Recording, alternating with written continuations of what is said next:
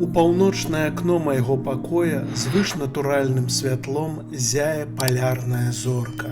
Цягам пякельна доўгіх гадзін цемры ночы мігціць яна. І восеньскай парой, калі вятры з поўначы лаюцца і скуголяць, а чырваналістыя дрэвы з балот нешта шэпчуць адно аднаму у ранішнія гадзіны пад рагатым таючым месяцам, я сяджу ля акна і сачу за гэтай зоркай.